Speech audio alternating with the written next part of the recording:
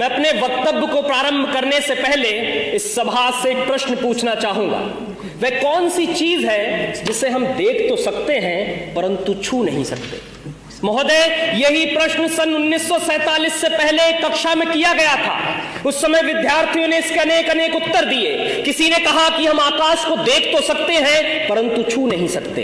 किसी ने कहा हम सूरज को देख तो सकते हैं परंतु छू नहीं सकते। लेकिन उसी कक्षा के बाहर खड़े होकर पढ़ने वाला एक छात्र डबडबाई आंखों को लेकर खड़ा हुआ और पानी के भरे हुए घड़े की तरफ देखकर बोला, मैं प्यास से तड़प के मर भी रहा हूं, फिर भी मैं इस पानी के घड़े को देख सकता हूं, छू नहीं सकता, क्योंकि मैं एक अछूत जाति का हूं और वो अछूत जाति का विद्यार्थी कोई और नहीं बल्कि हमारे भारत के संविधान के निर्माता डॉक्टर बाबा साहेब भीमराव अंबेडकर जी थे।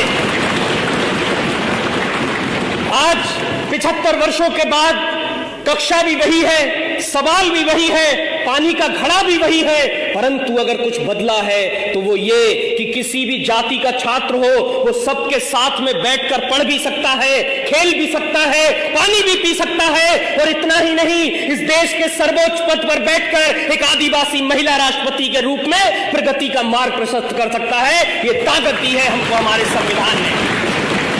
जब जब बात हमारे अधिकारों की आई है तब तब संविधान ने हमारी रक्षा करी है।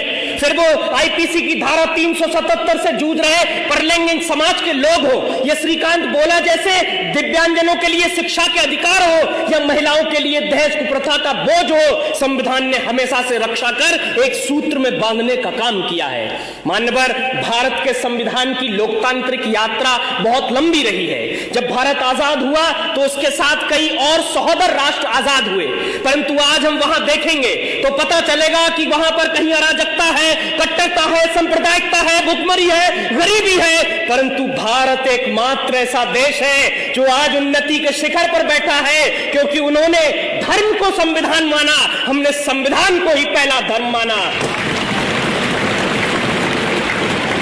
लंदन में मुस्कुराते हुए कवि चर्चिल ने कहा था कि ये देश आजाद हो भी जाए तो बहुत दिन तक टिकेगा नहीं, ये टूट कर बिखर जाएगा। अब मुझे लगता है नर्क में चर्चिल की आत्मा देख रही होगी तो सोच रही होगी क्या से क्या हो गए देखते देखते, क्योंकि आज का ये वही भारत है जो पूरी दुनिया में स्टार्टअप के क्षेत्र में तीसरे स्थान पर है। ये वही भारत है जो ओलंपिक के अंदर टोक्यो की धरती पर झंडा तिरंगा लहरा देता है। ये वही भारत है जो चंद्रयान 3 को पृथ्वी से चंद्रमा तक पूरी दुनिया में सबसे कम बजट में पहुंचा देता है, क्योंकि हमने अपने कर्तव्यों का निर्वहन किया है जिससे हम प्रगति के सोपान को चढ़ते जा रहे हैं।